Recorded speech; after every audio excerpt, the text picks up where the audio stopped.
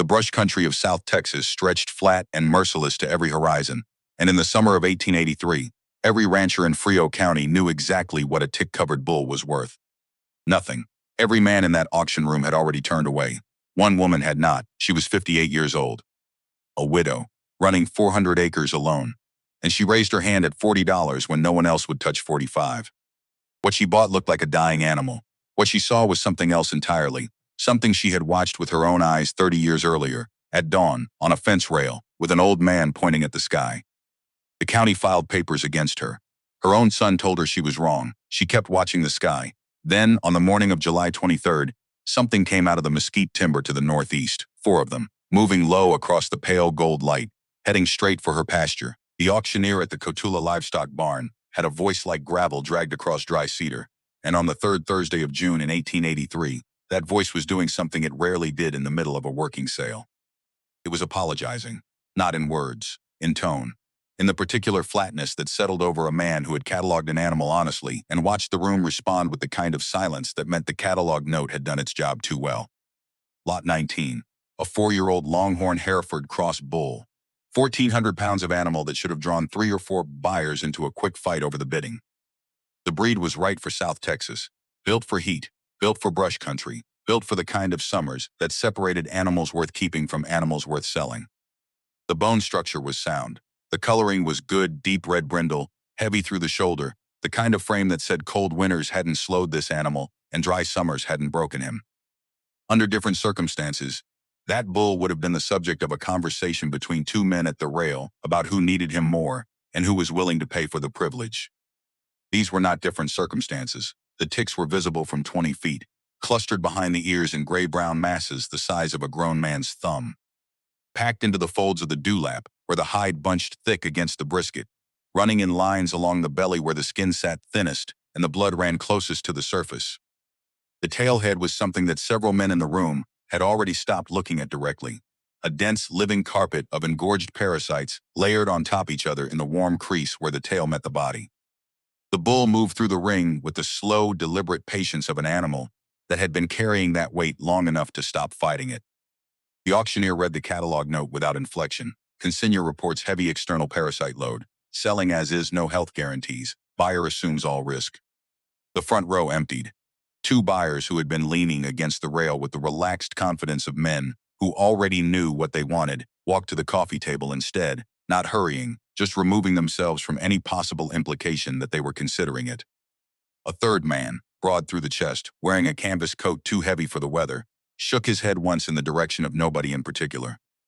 The sound of the ring settled into the specific quiet that livestock auction rooms produce when every experienced person present has simultaneously decided that the animal in front of them is someone else's problem. Opening bid, $80. Silence, 60. Silence, 40. One hand went up. It came from the third row, not the front, which was appropriate, because the person sitting in the third row was not someone the front row had particularly noticed when she walked in. Mabel Hurst was 58 years old, and she had been coming to the Cotulla livestock barn since the year she married Edmund Hurst in 1849, when she was 24, and the barn had been a different building in a slightly different location, and the auctioneer had been a different man with a different voice, but the same quality of exhaustion at the end of a long Thursday. She was not the only woman who attended livestock sales in Frio County in 1883. She was, however, the only woman who attended them alone, without a son beside her or a foreman doing the actual bidding, and that fact had long since stopped being remarkable to anyone who knew her and had never quite stopped being remarkable to anyone who didn't. She wore a wide-brimmed hat that had been practical rather than fashionable when she bought it, and was now simply hat-shaped and functional, a dark canvas work coat, and the particular expression of a woman who has spent enough years studying livestock that she no longer needed to perform the act of studying livestock. Her eyes had been on that bull since Lot 19 walked into the ring, and whatever calculation she was running behind them had apparently concluded before the auctioneer reached $40. Sold. $45 to the woman in the third row. The room didn't react audibly. It produced instead a specific quality of non-reaction that communicated more than noise would have. A series of exchanged glances, a slight adjustment of posture, the collective processing of information that didn't fit the expected pattern. A woman alone, buying the animal that every experienced man in the building had just passed on. The front row registered this in the way that men who consider themselves practical register things that don't immediately make sense to them, by setting it aside to think about later. Mabel was already writing the payment. Gordon Pell found her in the yard behind the barn, while the handlers were working the bull into her stock wagon. Gordon was 54, broad-shouldered, with a rancher's hands and a rancher's habit of speaking plainly about things he considered plain. His spread, the double Pell, sat east of Rimstone Creek Ranch, their fence lines sharing nearly half a mile of common boundary through the mesquite and huisac that ran between the two properties. He was not a disagreeable man. He had helped Edmund Hurst pull a wagon from a wash 2 winters before Edmund died, and he had attended the funeral and brought venison, and he had done both things because they were the right things to do, rather than because he expected anything in return. He was also a man who understood that neighboring properties shared consequences as readily as they shared fence lines, and that understanding drove him across the yard before Mabel had finished settling the payment paperwork. He didn't preamble. "Mabel, you know what you're loading into that wagon." She didn't look up from the receipt. "I do. That animal is carrying enough ticks to seed your entire herd inside of 30 days. Every cow you own will be running a load by August, and once that happens, you're dipping everything you've got 3 times through fall just to get back to even. The cost alone." "Gordon." She folded the receipt and put it in her coat pocket. "I've been running cattle on Rimstone Creek since before you bought the double Pell. I know what ticks cost." He stood with the particular stillness of a man who has made a reasonable point and has not been given a reasonable response. "Then I'm not understanding what you're doing." She looked at him then, directly, without apology, with the measured steadiness of a woman who had made her decision before she walked into the building that morning. "Wait and see." He watched her finish loading the bull without speaking again. As the wagon moved out of the yard and turned toward the Cotulla Road, he stayed where he was for a moment, processing the conversation with the expression of a man who has just been told something that contains a meaning he can't quite locate. Then he went to get his own animals loaded, because the sale was still running and he had work to get back to. The drive back to Rimstone Creek took 40 minutes on the dry summer road, and Mabel spent most of it in the particular interior silence that comes to people who have made a decision that others consider irrational and that they themselves consider inevitable. The bull shifted his weight in the wagon bed behind her with the occasional adjustment that large animals make when they are managing their balance, and the July heat pressed in from every direction, the kind of South Texas heat that feels less like temperature and more like the air itself deciding to lean against you. The ranch sat off the Cotulla Road behind a cedar post gate that Edmund had built the year after their second son was born. The house was limestone block, 2 stories, with a deep porch on the south side that caught the breeze off the brush country in the evenings, and had served as the functional center of the Hurst family's daily life for 30 years. The corral sat behind the barn, built in the style that Silas Hurst had developed on this land in the 1850s, sturdy, practical, not a board wasted. The mesquite and huisac came in close on the north and east sides, thick enough to provide genuine shade, but managed enough not to compete with the pasture grass in the south and west fields where the cattle worked. Everett Hurst was sitting on the porch steps when she drove through the gate. He was 29, built like his father had been built. Tall, spare, with Edmund's habit of holding tension in his jaw when he was trying not to say something. He had come back from San Antonio 3 days earlier with a purpose he hadn't stated directly, but that had been evident in the way he looked at the land when he walked it, measuring, calculating, arriving at numbers that he thought were larger than his mother realized. He watched the wagon come through the gate, watched his mother park it beside the holding pen near the barn, walked down from the porch and stood at the fence while she opened the wagon gate. The bull walked out slowly, found the shade of the nearest mesquite, and stood there. The ticks were visible from the fence. Everett looked at the bull for a long moment, then at his mother. "Tell me what you paid." $45. Something moved through his expression that he contained before it became a full reaction. "For that, for him." She latched the wagon gate. "He's a sound animal, Everett. The frame, the bone, that's a breeding bull under those parasites. Those parasites are going to be on our cows inside the month. They might." She picked up the water bucket and walked to the pen. "We're going to wait." "Wait for what?" She looked at the sky, the enormous flat South Texas sky that ran from the brush line to the horizon without interruption. The sky that Silas Hurst used to stand under in the mornings before the heat built and watch, with the focused attention of a man who understood that the land communicated in patterns if you were patient enough to read them. For the birds. Everett looked at her, then at the bull, then back at her. The expression on his face was one she recognized from Edmund, the particular combination of concern and restraint that the Hurst men produced when they believed a decision was wrong, but were not quite willing to say so directly. He went back to the house without asking what birds she meant, which told her he had filed the response under things that would become clear later, or things that would prove his concern justified. He wasn't sure which yet. Neither entirely was she. The saddlebag she carried into the house that evening held, along with the paperwork from the sale, a notebook that had once belonged to Silas Hurst. It was a small thing, maybe 5 inches by 7, bound in calfskin that had dried and darkened over the decades until it was the color of old oak bark. Silas had used it from sometime in the early 1850s through the last years of his life, filling it in a tight, precise hand with the observations of a man who had come to South Texas with very little money, no chemical treatments, and 30 years of accumulated watching ahead of him. Silas Cornelius Hurst had arrived in Frio County in 1849, one of the early Anglo ranchers working into the brush country below San Antonio. He had come with a small herd and almost no capital, which meant he had come without the resources to treat his cattle with the sulfur and coal tar washes that were beginning to circulate through the ranching community as tick remedies in the years after the Civil War. In the early years, this was simply poverty. By the time he could have afforded the treatments, he had 30 years of evidence that he didn't need them, and he said so clearly on the 3rd page of the notebook that Mabel had read so many times the edge of that page had softened to cloth. She lit the lamp on the kitchen table and opened the notebook to that page. The handwriting was still clear despite the age of it. Silas had pressed firmly, as if he understood that what he was writing might need to survive longer than he would. She didn't need to read it to know what it said. She knew it the way she knew the Rimstone Creek property lines, from decades of familiarity that had moved the information past memory into something more like bone. But she read it anyway, in the quiet kitchen, with the South Texas night pressing against the windows, because reading it was a different thing from knowing it. Reading it put Silas in the room. He had written about the birds first as a curiosity, something he'd noticed in the summer of 1851, his 3rd year on the land. A group of large birds, he described them as black-backed, white-chested, with faces the color of a hot coal and a flat-topped head that gave them an expression unlike any hawk he'd seen, landing on the backs of his cattle in the early morning. He had watched from a distance, expecting the cattle to scatter. They didn't.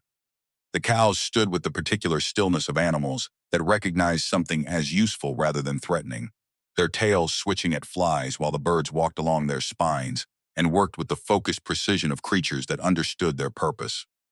He had watched for 2 weeks before he understood what they were eating. When he finally got close enough to observe clearly, he wrote, "The birds are taking the ticks. Every one they pull is one less that drops to lay eggs in my grass. I am watching an arrangement that has been running on this land since before I arrived, and I had almost walked through it without seeing it." The birds were Caracaras. Mabel had learned the name years later, when a school teacher who collected natural history had come through Cotulla and identified them from her description. Caracara plancus, ground hunters, walkers, not the diving aerial predators that most people pictured when they thought of birds of prey. They patrolled on long legs, ate insects and carrion and small animals, and in South Texas, on ranches where cattle carried tick loads, they landed on the backs of bovines and ate the parasites with the focused, efficient attention of workers performing a task they had been trained for across uncountable generations.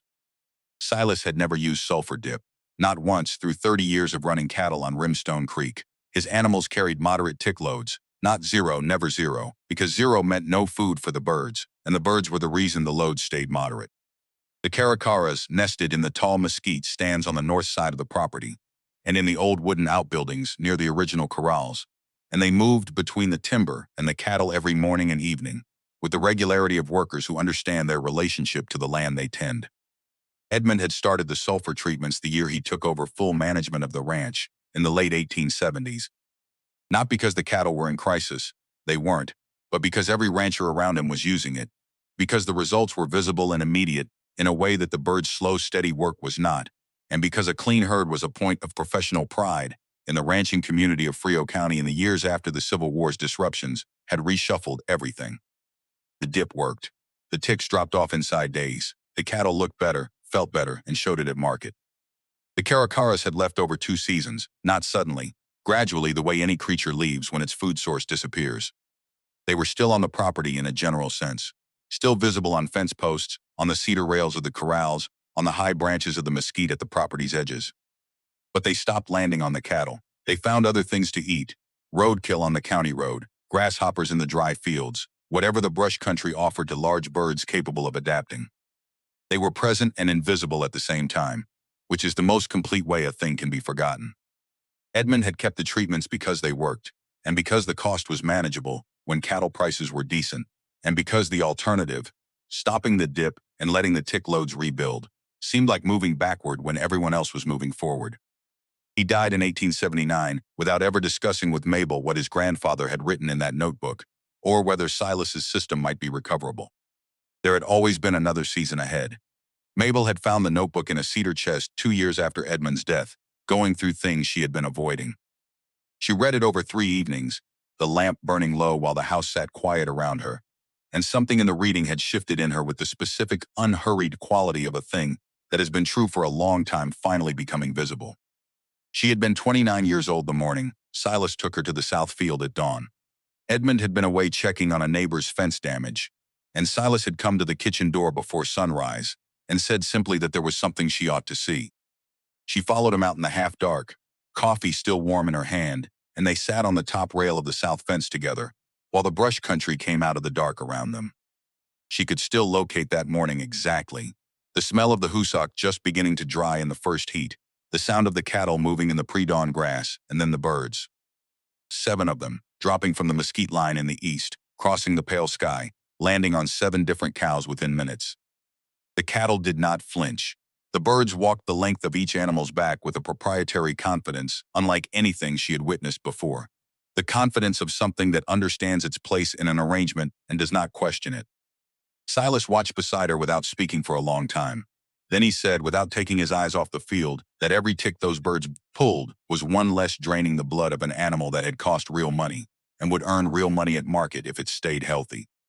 One less egg laid in the pasture grass. One less generation of parasites in the soil come spring.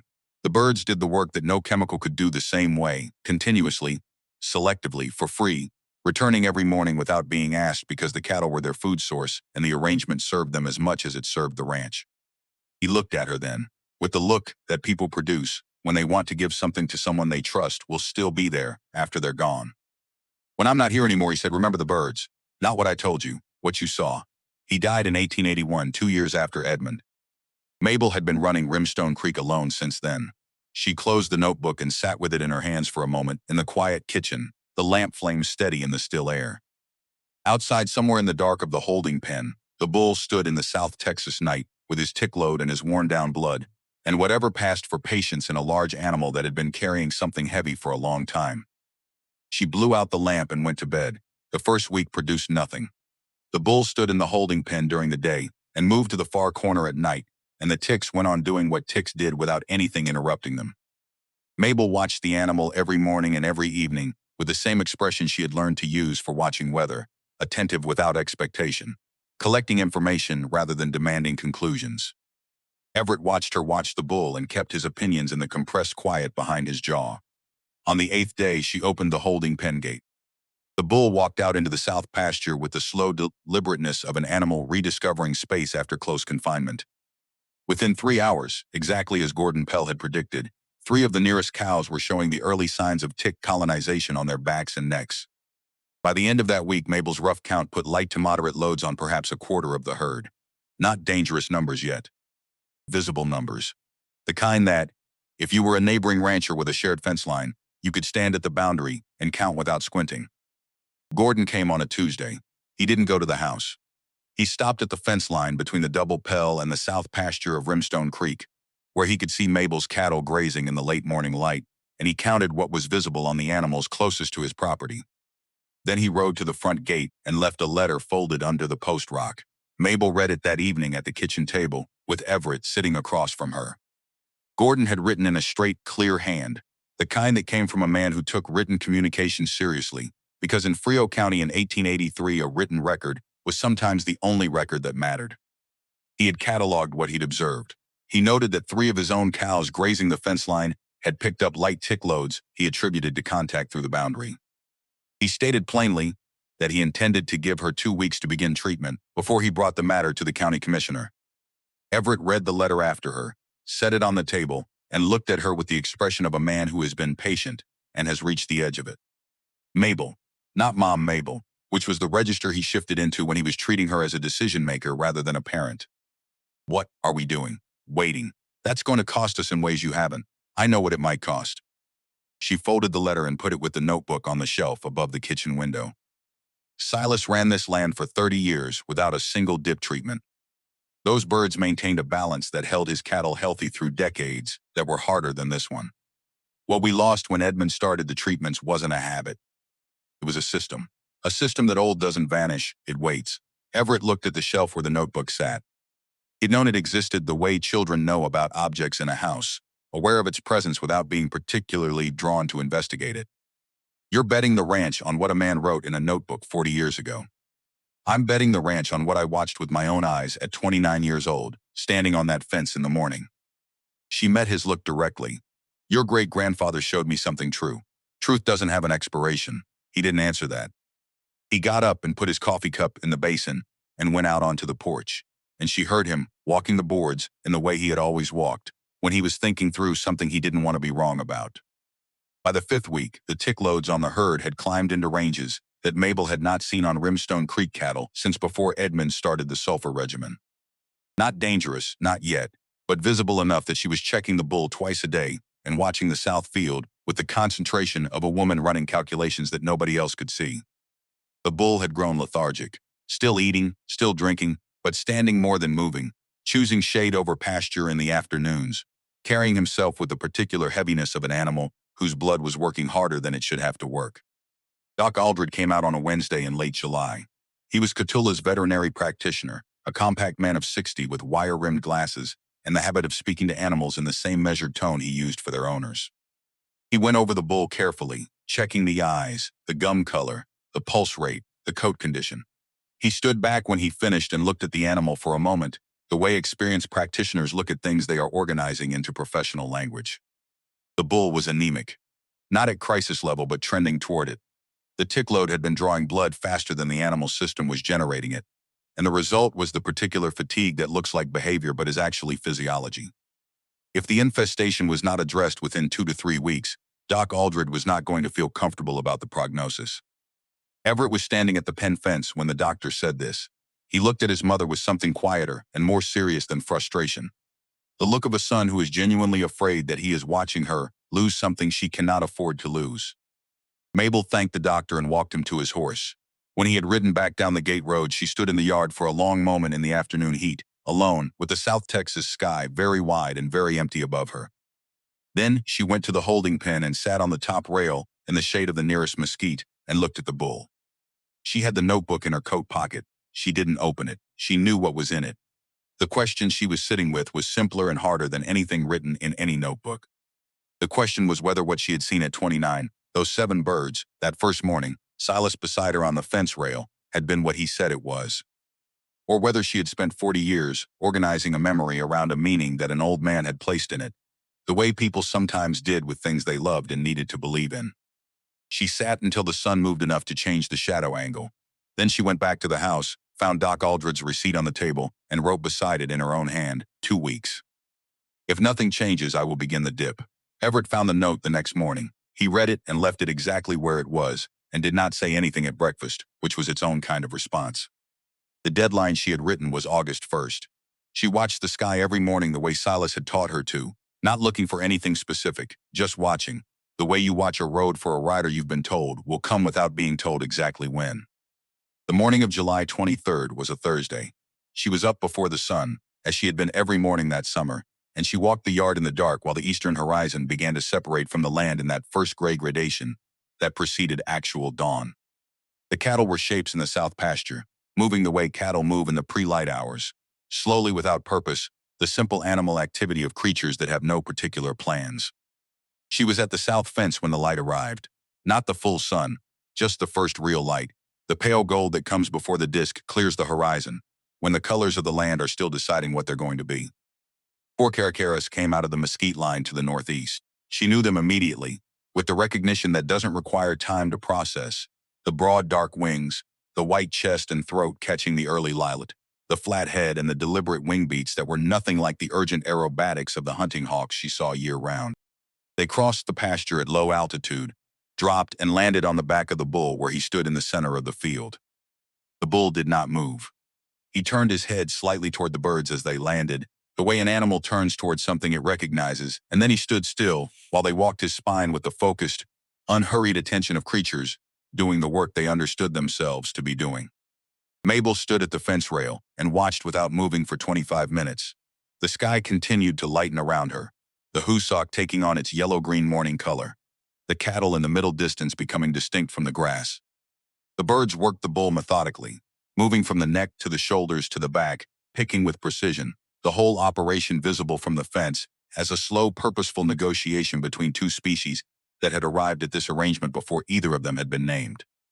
She felt the tears before she identified the reason for them, which was that the reason was not simple. Part of it was relief. Part of it was something older than relief, the specific emotion of watching something you were told to trust prove trustworthy, which is not the same as surprise, because she had not stopped believing this would happen. She had just been carrying the weight of not knowing when, and the weight had been heavier than she had fully acknowledged to herself. She did not call for Everett. She did not go to the house for anything. She stood at the fence in the July morning, with the South Texas light building around her, and let the moment be the size it actually was. When she finally walked back to the house, Everett was at the kitchen table with his coffee. He looked up when she came in, read something in her face before she spoke, and his expression shifted in a way that was not yet belief, but was no longer entirely closed to it. The birds came. She said it flat and simple, the way people state things that are too significant for elaboration. He put down the coffee and went out. She heard his boots on the porch steps, then silence, and she stood at the kitchen window and watched the south pasture where he appeared at the fence line a minute later and stood looking at the 4 Caracaras still working the bull's back. He stayed at that fence for a long time. When he came back in, he sat down and picked up his coffee again and drank it in the particular silence of a man revising something fundamental and not yet finished with the revision. Outside, in the morning that was now fully arrived, 4 birds walked the back of a 1,400-pound bull in a South Texas pasture, eating their way through a tick load that no chemical in Frio County could have managed with the same patience, the same selectivity, the same effortless permanence. The system that Silas Hurst had documented in a calfskin notebook 30 years earlier was running again on the land he had worked, because the land had been waiting for it the way the land waits for everything, without urgency, without doubt, with the deep and impersonal confidence of something that has been true far longer than any person has been alive to call it true. Standing in her kitchen with the August deadline still written on the paper beside the stove, Mabel Hurst understood for the first time since she raised her hand at the Cotulla livestock barn that the $45 had never really been a gamble. It had been an invitation. She picked up the paper with the deadline on it, folded it in half, and put it in her coat pocket beside the calfskin notebook. She would need neither now, but she would keep both. Gordon Pell's formal complaint arrived as a notice from the commissioner's office 4 days later, which told her he had filed before the birds came, and that the county's administrative machinery moved on its own schedule, regardless of what was happening in her south pasture. The hearing was set for August 20th in the Crockett Flats courthouse. Mabel was directed to appear and to bring any documentation relevant to the management of external parasites on her livestock. The notice used the phrase public nuisance risk in its second paragraph, which was the language the county used when a concern had graduated from a neighbor dispute to a formal regulatory matter. Everett read the notice when she set it on the table. His face did the thing it did when consequences became specific enough that general anxiety had to convert itself into practical thinking. "Who are you going to bring?" "Doc Aldred." She sat down across from him, and the notebook. His voice didn't rise. It did something more effective. It stayed level in the way that communicated he considered this response inadequate without needing to say so.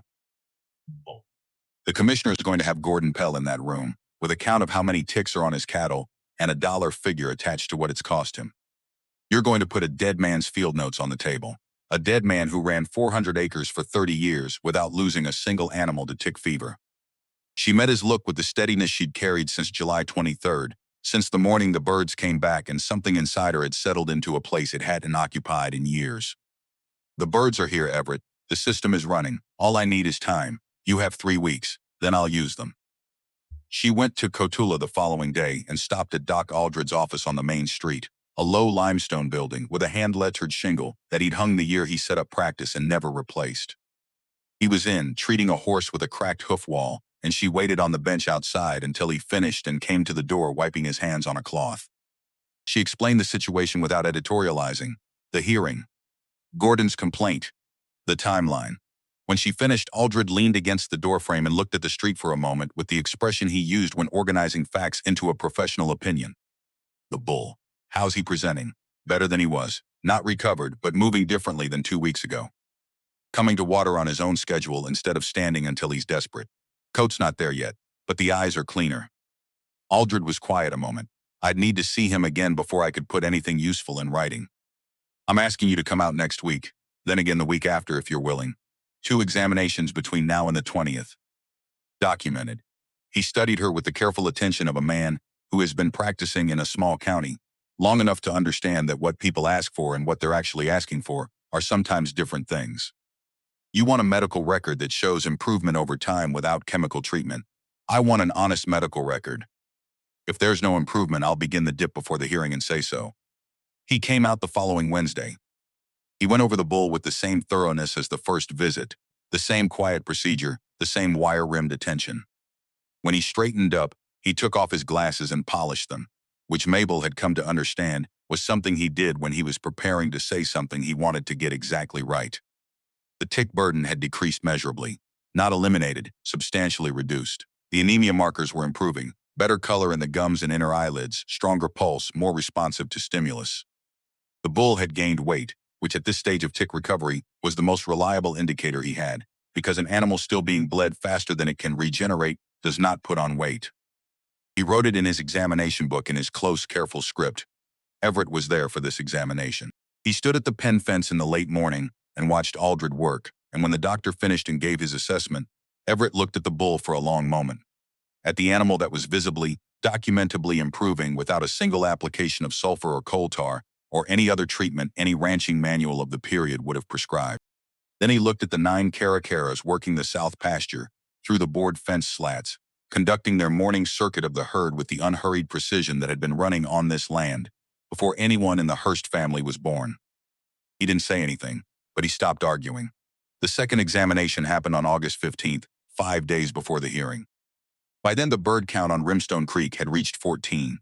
They had come in gradually over the 3 weeks since the first 4 arrived, not all at once but by 2s and 3s, spreading through whatever communication system large birds use to tell each other that a territory has become worthwhile again. The bull's tick load, on the morning of Aldred's second visit, was what Mabel estimated at perhaps 30% of what it had been when she brought him home from the Catulla barn. She was not a scientist and made no claim to precision. She was a woman who had been watching cattle for 35 years, and 30% was what her eyes told her. Aldred's examination confirmed the trajectory. The bull had gained an additional 22 pounds since the first visit. The anemia was resolving, not resolved, but resolving, which in his professional assessment represented a clinical improvement he could not attribute to any treatment he was aware of being administered. He said this in exactly those words because he was the kind of man who understood that precision in language was a form of integrity. He wrote it the same way. Mabel asked him directly whether he would be willing to appear at the hearing and present his findings. He looked at his examination book, then at her, then at the bull, standing in the late summer pasture, with 2 Caracaras working his back in the afternoon light. I'll be there, he said, with the particular brevity of a man whose mind is made up. The morning of August 20th came in hot and still, the way late August mornings in South Texas tend to arrive. The heat already established before 6, the sky a hard blue without cloud, the air carrying the dry smell of husak and baked clay that Mabel had known since childhood. She dressed carefully, not formally. This was not a court of law, and she was not going to perform a version of herself that wasn't accurate, but with the deliberateness of someone who understood that how you entered a room communicated something before you opened your mouth. She brought the calfskin notebook. She brought Doc Aldred's examination records, both visits, in the leather document case Edmund had used for cattle sale paperwork. She brought Everett, who rode into Catulla beside her without being asked, which was its own statement. The Crockett Flats Courthouse was a single-story limestone building on the main square, functional rather than imposing, with a meeting room off the main hallway served as the venue for commissioner hearings, town meetings, and any official proceeding that required chairs arranged in rows. When Mabel arrived, Gordon Pell was already there, sitting at the respondent's table with a sheet of handwritten figures in front of him, and the composed expression of a man who considers himself to be in the right, and is prepared to demonstrate it methodically. The commissioner was a man named Harbert Coles, 61 years old, who had been running the county's official business long enough to have developed the specific patience of someone who regularly watches people, argue about things that are, at their root, about money and boundaries and the fear of loss. He called the hearing to order with the economy of a man who has other things on his schedule. Gordon's presentation was thorough. He had actually counted, with a written record dated and signed by his foreman, the tick burden on 7 of his cattle grazing the shared fence line, on 4 separate dates between late July and the week before the hearing. The numbers showed a clear increase. He had a dollar figure for the additional dip treatments he had applied to those animals, calculated at the going rate for sulfur and labor. He presented this without drama, because the numbers did the drama on their own. Commissioner Coles listened, made notes, then looked at Mabel. "Mrs. Hurst, your response." She opened the document case. She placed Doc Aldred's examination records on the table. Both visits, the dates clear, the findings written in the careful hand of a licensed practitioner. She placed the calfskin notebook beside them. Then she looked at Gordon Pell, not with hostility, but with the directness of someone who has decided to speak plainly about something plain. The notebook was Silas Hurst's field record of 30 years of cattle management on Rimstone Creek Ranch without chemical tick treatment, she explained. The records beside it were Doc Aldred's documented findings showing measurable improvement in an untreated animal over a 4-week period. The mechanism of that improvement was a natural predation relationship between native South Texas birds, Caracara, and bovine tick populations, a relationship that had been running on this land for decades before chemical treatments existed and that she had allowed to reestablish by withdrawing those treatments. The room was quiet in the way rooms are quiet when what someone has just said is either significantly more interesting or significantly stranger than what was expected. 3 ranchers present, men brought as witnesses on Gordon's behalf, looked at each other with expressions ranging from skepticism to the beginnings of something more complicated. Commissioner Coles leaned forward. "Mrs. Hurst, you have a witness who can speak to the clinical findings." Doc Aldred, from the row of chairs along the wall, stood up and identified himself. Coles nodded for him to come forward. What Aldred said, standing at the front of the room in his careful professional language, was that he had examined the bull in question twice, on dates he specified, and that the animal's condition had improved measurably between examinations, including reduction of visible tick burden, weight gain, and improvement in anemia indicators, all without any chemical treatment being administered. He had verified with the property owner that no treatment had been applied. He stated this as a factual account of his professional observations, and he said that in 30 years of veterinary practice in South Texas, he had never seen a clinical outcome of this nature without chemical intervention. Gordon's expression through this testimony was the expression of a practically minded man, encountering information that doesn't fit his model and is trying to determine whether the problem is the information or the model. Commissioner Coles asked him if he had a response. Gordon looked at his tick count records, then at Aldred's examination notes, then at Mabel. "I don't dispute what Doc says about the bull," he said finally, the words coming with the carefulness of a man who is not going to be caught overstating his case. "What I'm disputing is whether one recovering animal is proof that the whole approach is sound. My cattle at the fence line are still showing elevated loads." It was a fair point. Mabel acknowledged it as such, because dismissing fair points was not how you won arguments with practical men. The system had only been running for 7 weeks. The bird population on her property was still rebuilding. The balance that Silas had maintained for 30 years would take more than a summer to fully reestablish on a herd that had been chemically treated for 4 years. The loads on Gordon's fence line cattle were a real cost, and she was not going to pretend otherwise. What she asked for was time. Specifically, she asked Commissioner Coles to defer the enforcement order for 60 days, with Doc Aldred's agreement to conduct monthly examinations and submit its findings to Commissioner's office. If the tick burden on her herd was not demonstrably declining at the 60-day mark, she would comply with the treatment order without further appeal. Coles looked at Aldred. "You willing to document this?" Aldred said he was. He said it in the tone of a man who had just watched something in a pasture that he intended to understand better. Gordon sat with his papers for a long moment. His foreman, beside him, said nothing. Then Gordon looked at Mabel with an expression she recognized after a moment. On Edmund, on Silas himself. The particular look that practical men produce when they are weighing stubbornness against evidence and the evidence is making a credible argument. 60 days, Gordon said. Not agreement, conditional tolerance, the kind that experienced men extend when they're not ready to concede but are no longer certain enough to push. Commissioner Coles granted the deferral and recorded it in the county minutes with the language of a man who was also, under his official neutrality, curious to see how it came out. Mabel walked out of the Crockett Flats courthouse into the August heat with the document case under her arm and Everett beside her. She did not say anything until they reached the horses. Then she said quietly to nobody in particular and maybe to Silas, 60 days. Everett untied his horse. The tension that had lived in his jaw all summer was beginning to release, slightly cautiously, the way pressure releases from something that has been held too long. You knew that was coming. I knew the argument was sound. I didn't know if sound would be enough. It was Doc Aldred. He said it without resentment, with the even acknowledgement of someone giving credit accurately. The notebook alone wouldn't have done it. The notebook told me what to do. Doc Aldred told them what he saw. She put the document case in the saddlebag. Silas kept the record for me. Aldred kept it for the county. Different purposes, same truth. They rode back to Rimstone Creek in the late afternoon, and the light was doing what South Texas light does in the last hours of August days, turning the brush country amber and red. The kind of color it makes the lake look as though it has been at this particular beauty for a very long time, and fully intends to continue. Mabel rode most of the way without speaking, not because she had nothing to think about, but because the thinking didn't require company. The 60 days that followed were the most closely observed period in the history of Rimstone Creek Ranch, or at least in Mabel's memory of it. Doc Aldred came out twice in September, once on his own initiative, once at her request when the bull had a brief episode of reduced appetite that turned out to be unrelated to his tick condition. She walked the south pasture every morning and every evening, counting birds, estimating loads, watching the behavior of individual animals, with the patience of someone who understands that biological systems don't move on human schedules. The birds increased. By the first week of September, there were 16 Caracaras working the property at peak morning hours. By the third week, 19. They established a clear daily pattern, active before sunrise and through mid-morning, a midday reduction when the heat pushed everything that could into shade, then a return in the late afternoon as the temperature dropped and the cattle came out to graze. They worked the bull heaviest because he still carried the highest load, but they distributed across the herd with an evenness that she read as the natural logic of predators managing a resource, taking enough to sustain themselves without depleting what sustained them.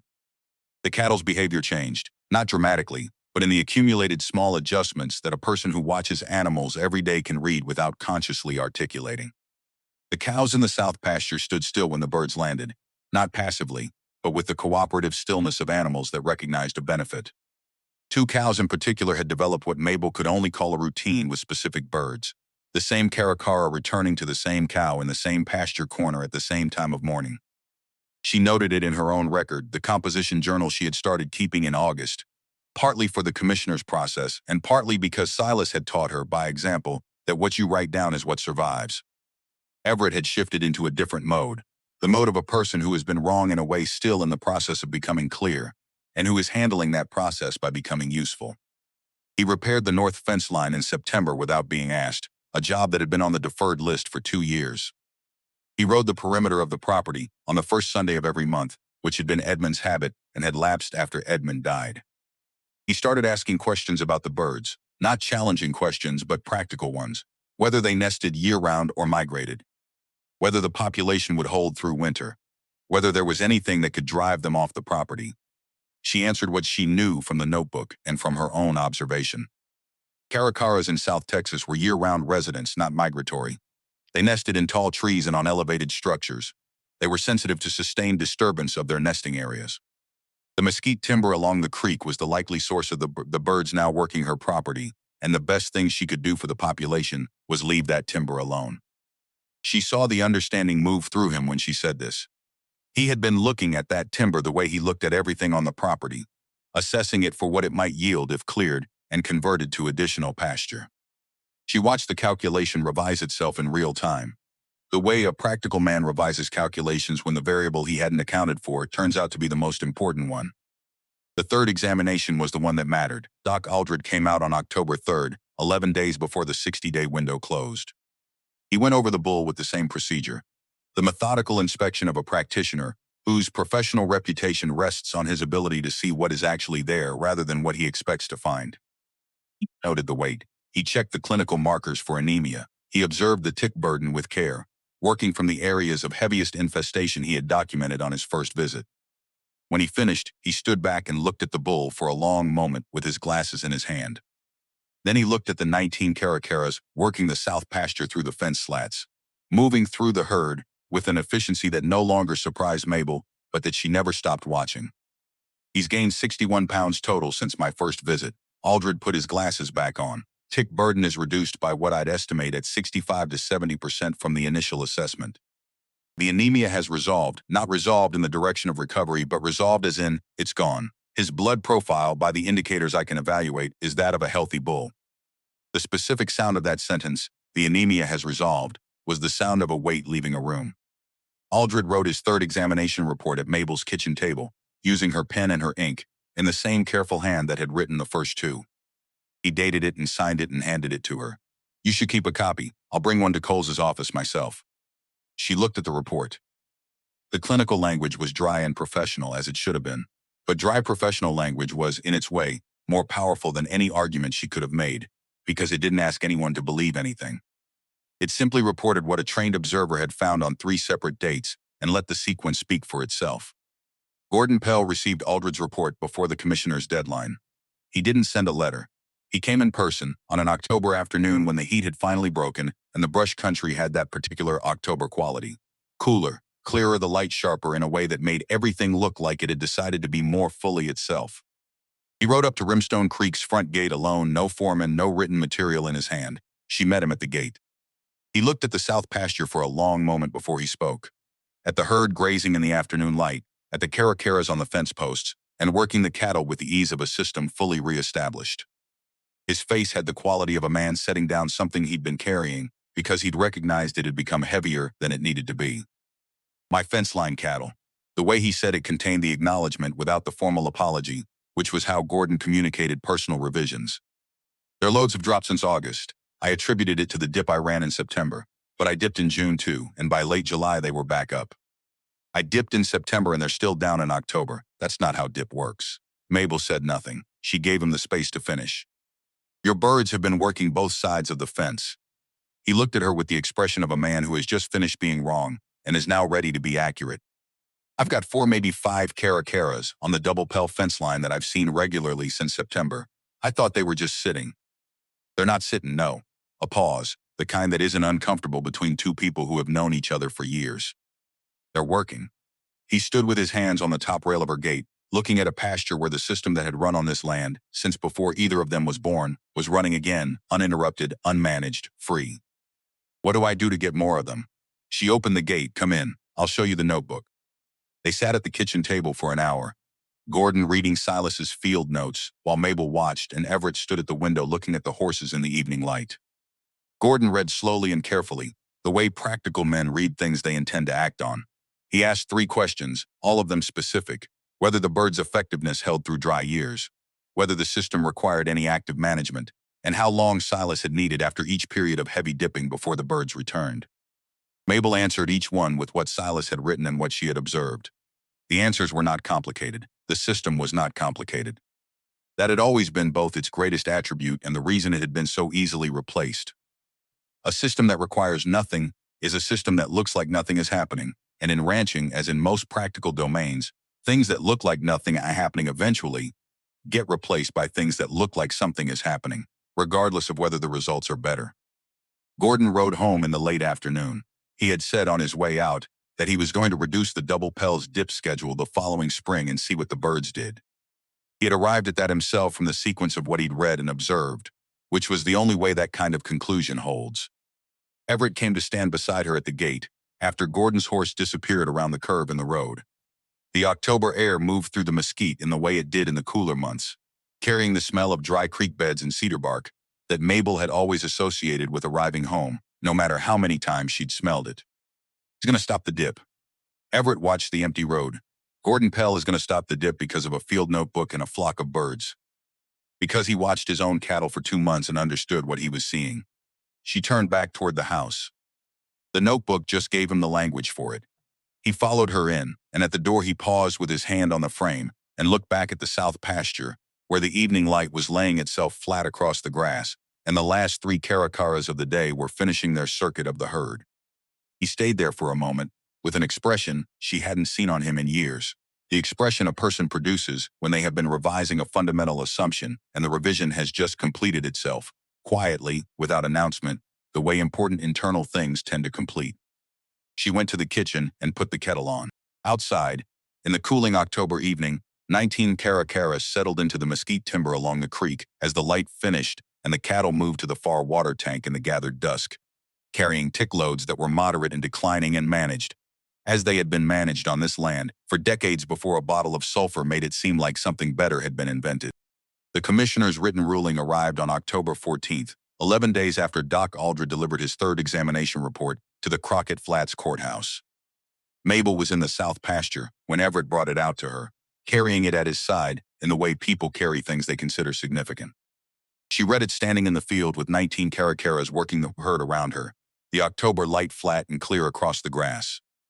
Commissioner Coles had written 2 pages in the measured official language of a man whose job required him to be precise about outcomes he had not anticipated.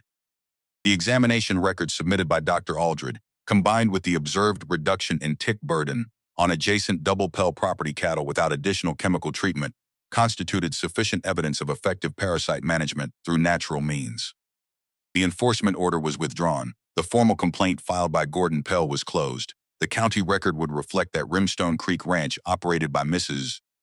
Mabel Hurst, had demonstrated an alternative method of external parasite management, consistent with the health and productive capacity of the herd. No further compliance action was required. The final paragraph was not quite official language. Commissioner Coles noted, for the county record, that the observations documented in this proceeding regarding native bird predation of bovine external parasites represented information of potential value to other ranching operations in Crockett Flats County, and that he would be making Dr. Aldred's examination records available to any interested party upon request. Mabel folded the ruling and put it in her coat pocket with the deliberateness of someone filing something in a place where it will be easy to find. Around her, the herd moved through the afternoon with the settled quality of cattle that are not being drained, not fighting anything, simply living on land that is doing what land does when the things that live on it are in the relationship they evolved for. Everett had read over her shoulder before she folded it. When she looked up, his expression held something she hadn't seen since before Edmund died. Not relief exactly, not pride, but the particular quality of a person who has witnessed something they will carry for the rest of their life and are only now beginning to understand what it will mean to carry it. Coles put it in the county record. His voice was quieter than she expected. That's permanent. Silas would have found that amusing. She started back toward the barn.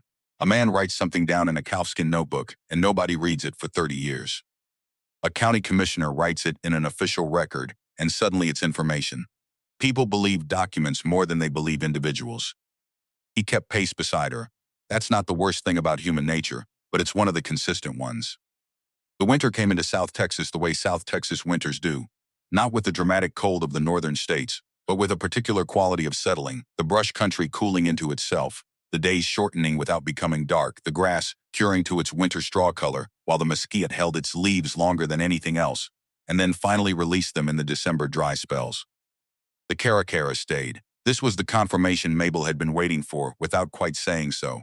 The birds were South Texas residents, not seasonal visitors, and the question of whether they would persist through the cooler months was one that Silas's notebook answered clearly, but that she had wanted to verify with her own eyes on her own land. They stayed in the mesquite timber along the creek, at night and during the coldest mornings, coming out to work the cattle in the late morning and afternoon when the air had warmed enough for productive foraging. Their numbers on the property held at 17 through November and rose to 22 in December, which told her that the timber along Rimstone Creek was producing young or attracting birds from a wider area now that the food source had reestablished. She noted this in her composition journal without drawing conclusions she couldn't support. The observation was enough. Gordon Pell reduced his dip schedule in November, one treatment earlier than he'd planned, partly because the tick loads on his fence-line cattle had continued declining, and partly because he was a man who, once he decided to do something, did not feel the need to wait for the officially scheduled moment. He came to tell Mabel in person rather than by letter, which was a shift in the register of their relationship that both of them noted without commenting on directly. He said his foreman thought he was losing his mind. She said her son had thought the same about her 3 months earlier, and that she had found it more useful to demonstrate than to argue. Gordon looked at her with the expression of a man who had spent a summer being wrong about something he'd been certain of. Silas never talked about the birds, not to anyone I knew. I was ranching next to this property for 8 years while Edmund was alive, and I never heard a word about it. Edmund didn't know either. She let that settle for a moment. Silas told me because I asked him once why he never dipped. He took me to the field at dawn to show me the answer instead of explaining it. I think he understood that an explanation could be dismissed, but something you've seen yourself is harder to argue away. Gordon turned his hat in his hands, looking at the mesquite line along the creek, where the first morning light was catching the bare branches. I've got good timber on the east side of my property, heavy mesquite, an old oak stand. The birds are going to find it if they haven't already. Leave it alone and they will. He left without saying more than that, which was more than enough. The first real test of the winter came in January when a blue norther pushed down from the panhandle and dropped the temperature in Frio County 30 degrees in 6 hours. The kind of front that arrives with a wall of dust on the north horizon and a wind that strips the remaining mesquite leaves in an afternoon. Mabel's cattle clustered in the low ground near the creek where the brush provided windbreak, and the Caracaras disappeared into the timber for 3 days while the front held. On the fourth day, the temperature rebounded into the 50s and the birds came back out. Every one of them.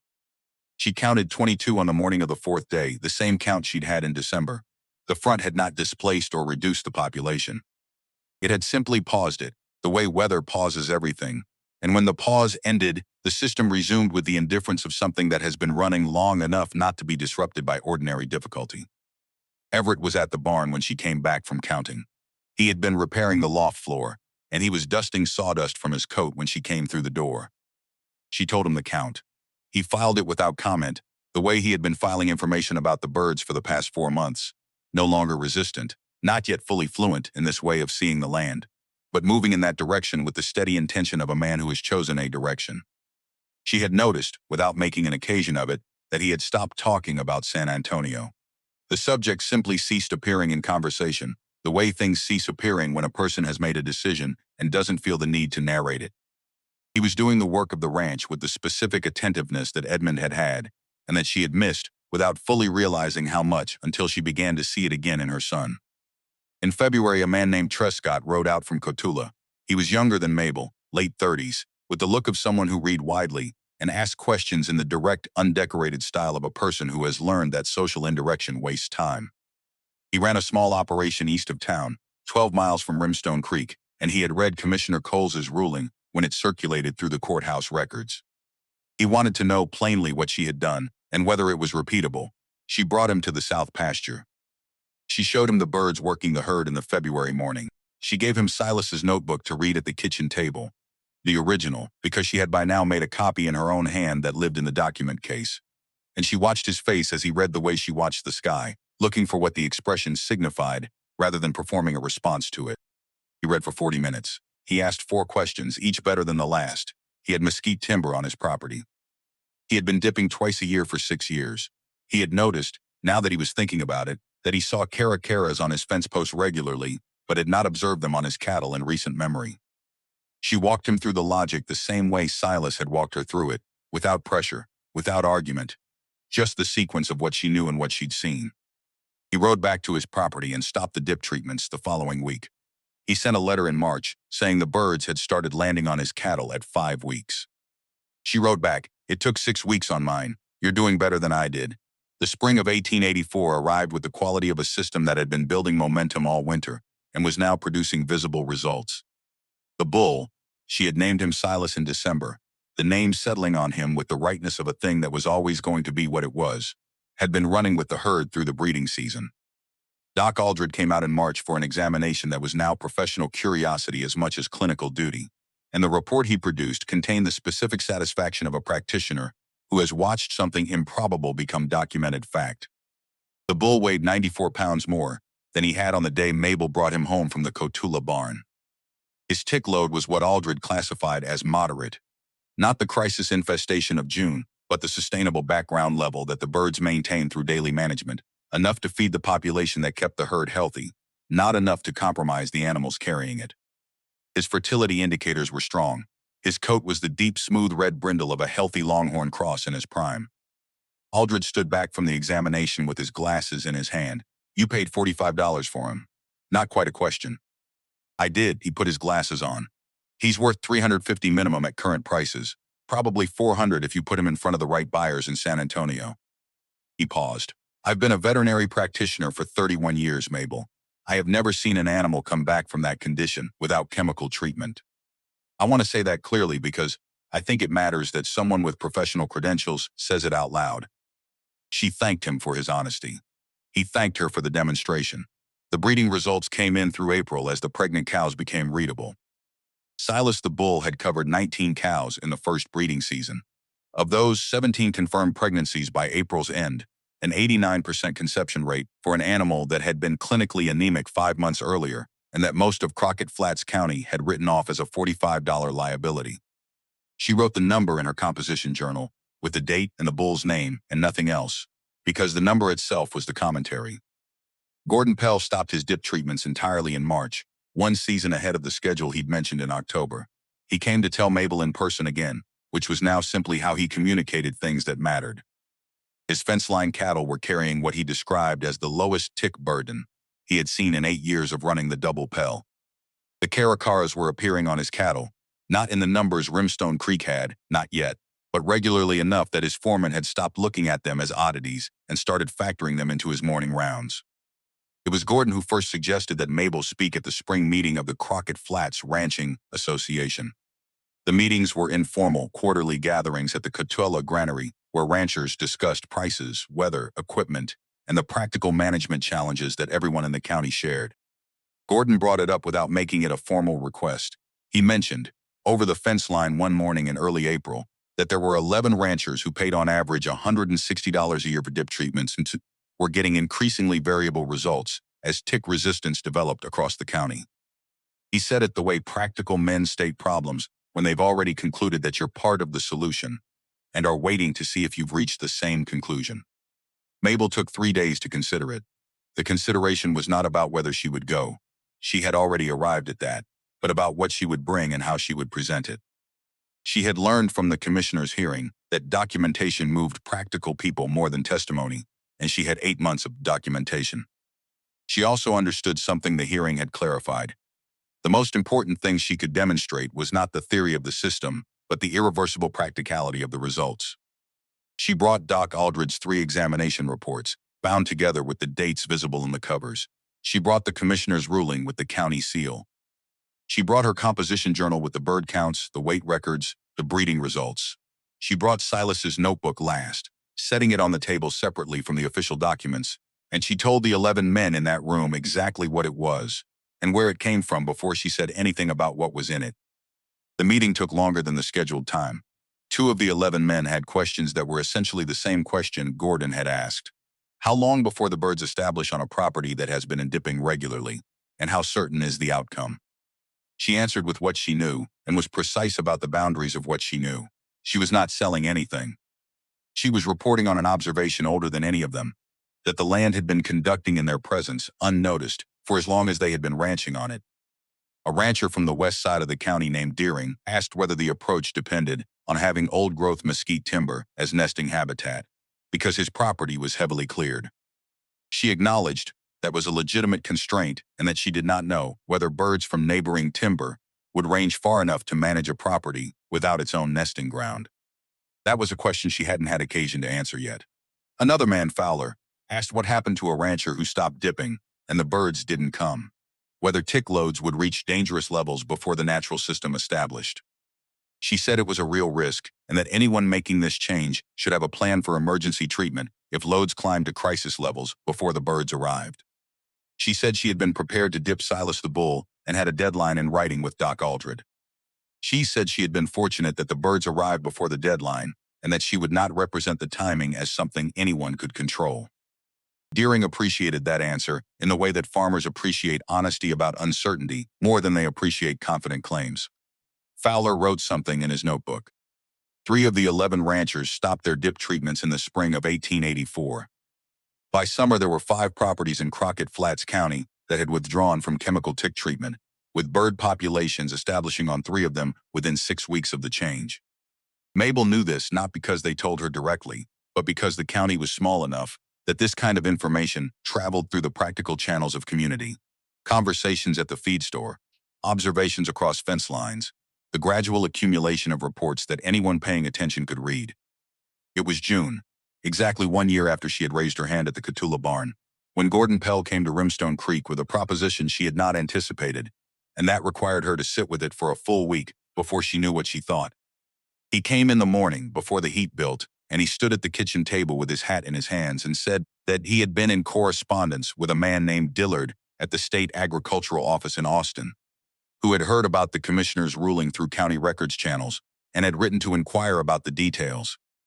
Dillard wanted to know whether there was documented evidence of this approach being replicable across multiple properties, and whether any licensed veterinary practitioner had produced certified examinations supporting the findings. Gordon had provided Dillard with the commissioner's ruling and Aldridge's reports, with Mabel's permission assumed. She looked at Gordon for a long moment. "You assume my permission. I know." He had the expression of a man who has done the thing he thought needed doing, and is prepared to be wrong about the method, while still believing the outcome was right. "Dillard is coming to Crockett Flats in August. He wants to visit 3 properties. He's asked specifically whether Mrs. Hurst of Rimstone Creek would be willing to be one of them." She sat with that for a week, as she had sat with the commissioner's hearing, and the ranching association meeting, and every significant thing that had asked her to move from her own land and her own observation into a larger arena. The difference was that those earlier occasions had been imposed on her. She had been defended, then invited. This was the state. This was an official from Austin who would write findings that would enter a larger record than the Crockett Flats County Courthouse. Silas had written in his notebook not for an audience, but because he needed to remember accurately. She had kept his record and her own for the same reason, because what you cannot account for, you cannot defend. The state coming to look at what she had done was not a different principle. It was the same principle at a different scale. She sent word to Gordon that she would receive Mr. Dillard in August. The summer of 1884 was dry, the way South Texas summers are dry without being exceptional about it, heat that settled in by late May and held with the comfortable familiarity of a thing that has been doing this for a long time and sees no reason to stop. The Caracara count at Rimstone Creek peaked at 26 in July, the highest number Mabel had recorded. They had spread into the north section of the property now, working the cattle in the riverbend pasture that had been mostly a holding area during the wet spring.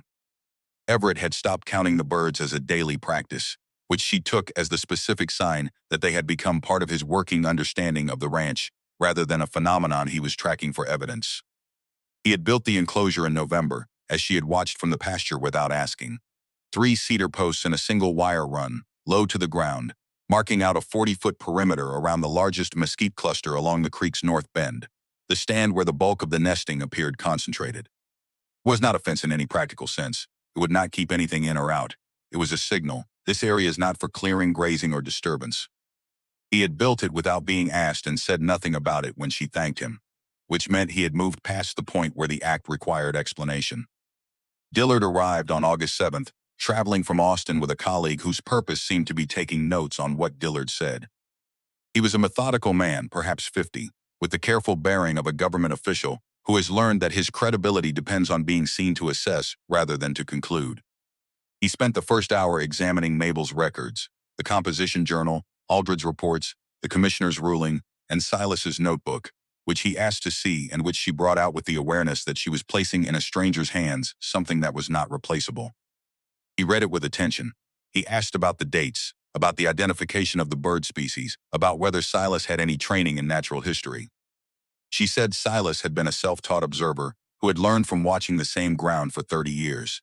Dillard wrote something in his own notebook that she didn't ask him to share. Then he went to the south pasture. He stood at the fence for 20 minutes in the morning light while 26 Caracaras worked the herd, across the backs of cattle, along the fence posts, covering the field with the distributed efficiency of a system running at full capacity. His colleague took notes. Dillard himself said almost nothing during those 20 minutes, which was the behavior of a man who understood that what he was looking at would not benefit from commentary. When he finally turned from the fence, his expression held something she recognized from Doc Aldridge's face on the morning he first saw it. Not surprise exactly, because both men were too experienced for uncomplicated surprise, but the particular adjustment of a person whose professional model is being revised by something in front of them that the model had not accounted for. He visited Gordon Pell in the afternoon. He visited Trescott's property east of town the following morning. He spent 3 days in Crockett Flats County total, and on the morning before he left he came back to Rimstone Creek with a question that his colleague did not write down. "Mrs. Hurst, if you had to say in a single sentence what the essential principle of this approach is, not the mechanism, not the history, but the principle, what would you say?" She was at the kitchen table with her coffee. She thought about it for a moment with the same quality of attention she used for the things Silas had said, the things she had stored in her memory because she understood they would need to survive longer than the moment they were spoken. The land already has the answer, she said. The only question is whether you can be patient enough to stop interrupting it. Dillard wrote that one down.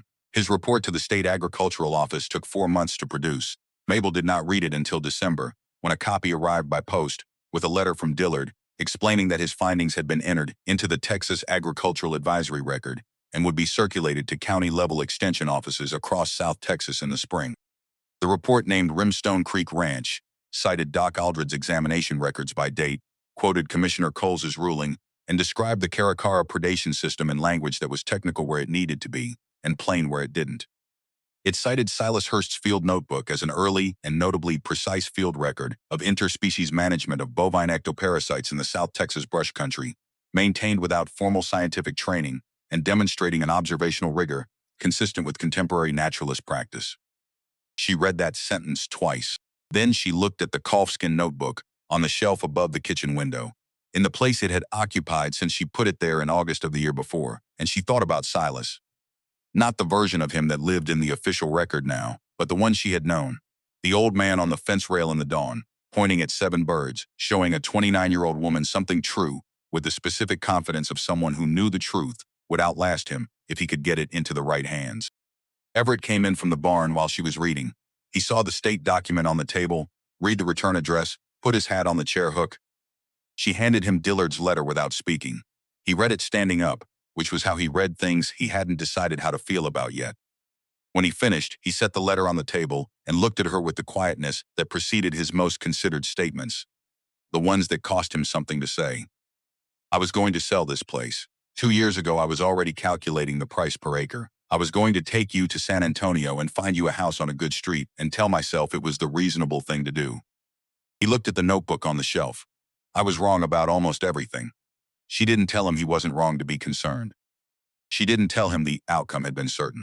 She looked at her son, 29 years old, standing in his great-grandfather's kitchen on his great-grandfather's land, holding a letter from the state of Texas that confirmed what an old man had known and what a woman in a wide-brimmed hat had believed for 35 years without needing confirmation. You stayed, she said. That's the part that matters. The morning of January 1st, 1885, arrived cold and clean, the brush country settled into its winter quiet, the creek running thin and bright in the hard light. Mabel was on the porch before 6 with her coffee, as she had been every morning since she could remember, watching the east for the color change that preceded the sun. The cattle were shapes in the south pasture. The mesquite along the creek held its winter darkness against the lightening sky.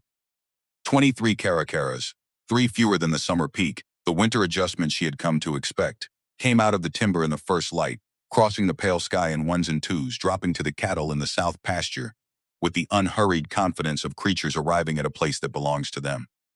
Everett came through the door with his own coffee and stood at the porch rail beside her.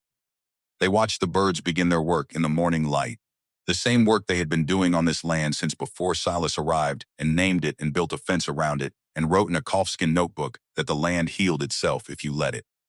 One Caracara landed on the back of Silas the bull, who stood in the middle of the herd with the solid permanence of an animal that had come back from a place most animals don't return from, and stood there now as a fact rather than a recovery. Simply present, simply himself, carrying the bird on his back in the ordinary way of a creature in the middle of an arrangement that has always been larger than either participant and older than any record of it. Mabel drank her coffee. The light continued to build. Somewhere in the legal archive of Crockett Flats County, in the bound records of 1883, a commissioner's ruling described what she had done on this land. Somewhere in a file in Austin, a state official's report said it was true and worth knowing. Somewhere in the timber along Rimstone Creek, in the crowns of mesquite trees that Silas had never cleared because he understood they were doing something necessary, 23 birds lived in the arrangement they had maintained with this land since before anyone drew a line through it and called it a county. She reached into her coat pocket and found the calfskin notebook by feel. She didn't take it out. She just held it there, in the cold morning, on the porch of the house that the land had sustained through 35 years of patience and 1 summer of birds.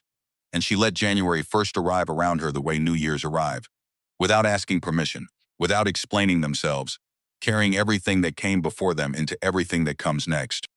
Everett refilled her coffee from the pot he'd brought out without being asked. She accepted it without turning from the pasture. Below them, in the early light of a new year, the land was doing what it had always done, what it would go on doing when neither of them was standing on this porch to watch it. It did not need their watching to continue. It never had. That was the whole point, and the oldest lesson, and the one that had been written in a calfskin notebook, decades before it was entered into any official record, and that would still be true long after the last copy of that record had turned to dust in a courthouse drawer. The land keeps its own medicine. You just have to be patient enough to stop getting in the way.